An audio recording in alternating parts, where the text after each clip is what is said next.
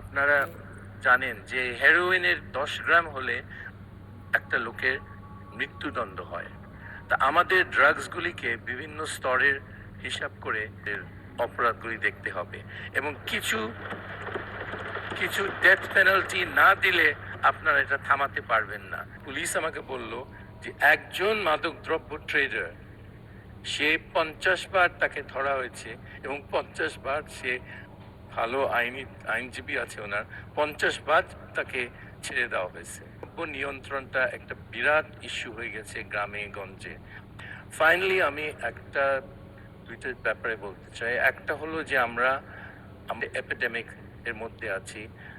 Drugs, বিভিন্ন নাশকতার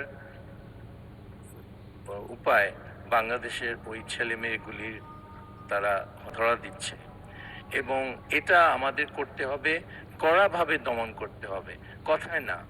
সিঙ্গাপুরে যেমন আপনারা জানেন যে হেরোইনের 10 গ্রাম হলে একটা লোকের মৃত্যুদণ্ড হয়।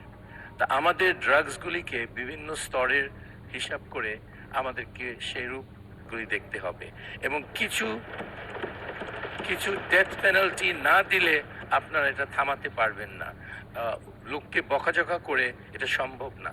সো আমি মনে করি আমাদেরকে যদি শক্ত হাতের বন্ধ করতে হয়, আইনমন্ত্রী এবং আমাদের স্বরাষ্ট্রমন্ত্রী যদি কাজ করেন তার, তো এই জিনিসটা মাদকদ্রব্য নিয়ন্ত্রণটা একটা বিরাট ইস্যু হয়ে গেছে গ্রামে গঞ্জে। আমার বিশ্বাস হয়নি যে গ্রামের ছেলেরা বিভিন্ন মাদকদ্রব্য সম্বন্ধে তাদের জ্ঞান কত, আমি দেখে আমার মন খারাপ হয়ে গেছে। এগুলো তো জানাই উচিত না এই ছেলে মেয়েদের, কিন্তু আমাদের কোনো ফেলিয়ার আছে এখানে। আমার একজন পুলিশ আমাকে বলল যে একজন মাদকদ্রব্য ট্রেডার, সে 50 বার তাকে ধরা হয়েছে এবং 50 বার সে ভালো আইনজীবী আছে ওনার, 50 বার তাকে ছেড়ে দেওয়া হয়েছে। তো লোকটা হাসে, পুলিশ আসলে বলে আপনারা কিছু করতে পারবেন না। তো এরকম অবস্থা আমাদের হতে দেওয়া উচিত না।